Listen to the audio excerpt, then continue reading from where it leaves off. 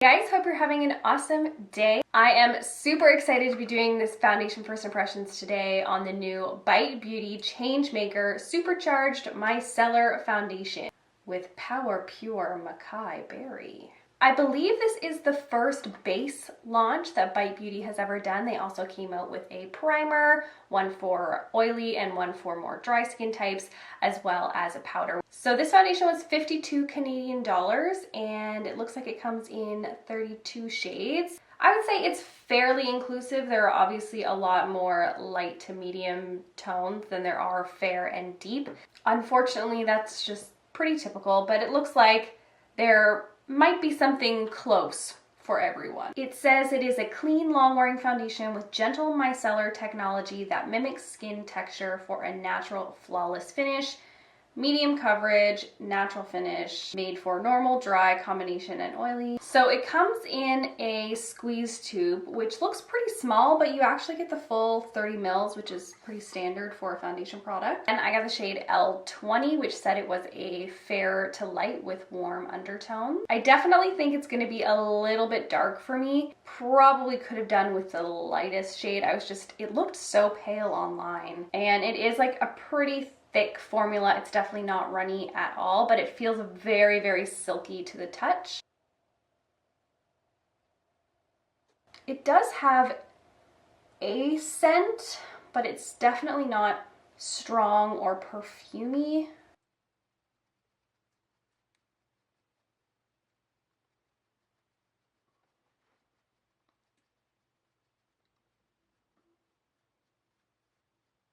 So I've applied it to this side of my face. I feel like it has pretty light coverage, at least with that application and with that amount of product.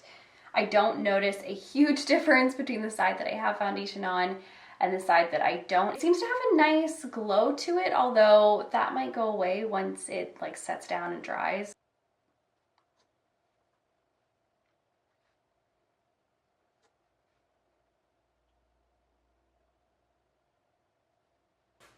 So for me, my pores just look a little bit more exaggerated on the side that I use the brush, and maybe a little bit smoother on the side with the sponge. I'm gonna see if I can just kind of go over that area with a sponge and maybe build up a little coverage on my nose as well.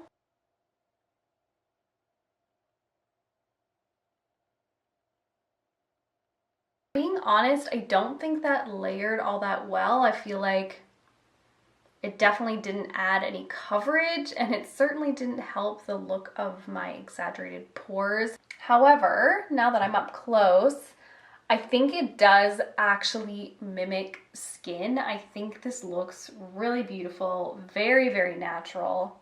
I'm a little bit disappointed in the coverage. It said it was a medium coverage and I just don't feel like it quite got there. I'm also like a little bit concerned about transfer. It has not dried down yet. It's been about 10 minutes since I first applied this side of my face, and it is still not quite feeling dry to the touch. Based on my first impressions, this is probably something you're going to want to powder, and of course they do have a powder in this collection if you are interested. So I'm going to be doing a full wear test on this. This is actually 7:45 in the morning, so I'll be wearing this for a full day at work and checking back in with you guys at the end of the night to show you how it looks. I'm not going to be wearing a powder like I mentioned. And also, I can't remember if I said, but I'm not wearing a primer right now. All I did was wear some Clinique Dramatically Different Moisturizing Jelly as a moisturizer, and I put that on probably 20 minutes before application. I mean, dang, if this is not the most beautiful glowy finish, I just hope it lasts. I just applied my makeup for the day. I used the Revlon Naughty Nude blush on my cheeks, which I have been loving. It's just a little sparkly for my taste, but the color is absolutely gorgeous.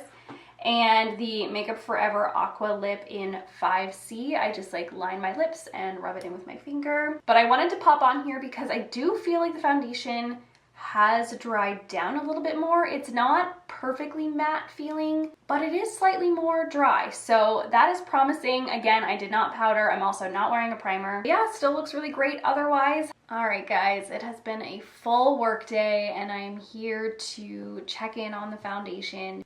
I want to be clear, I don't think this looks bad. I think it held my blush on pretty well.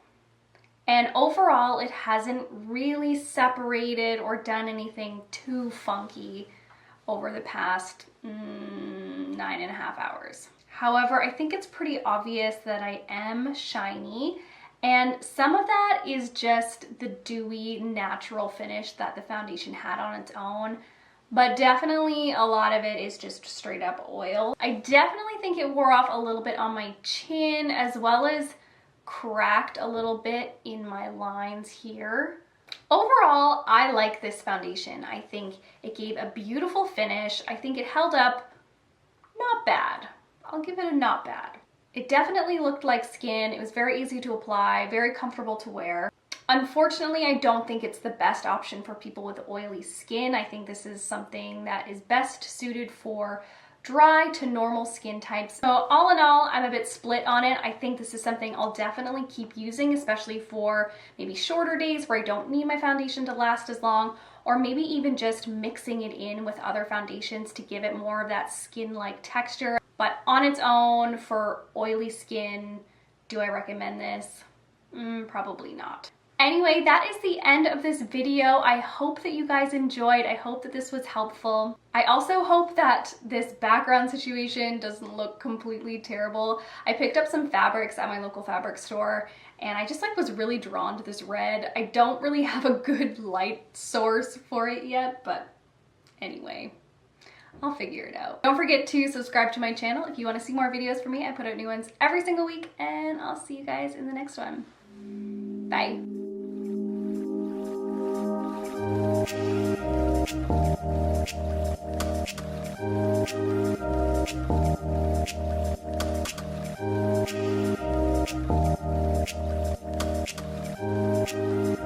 you.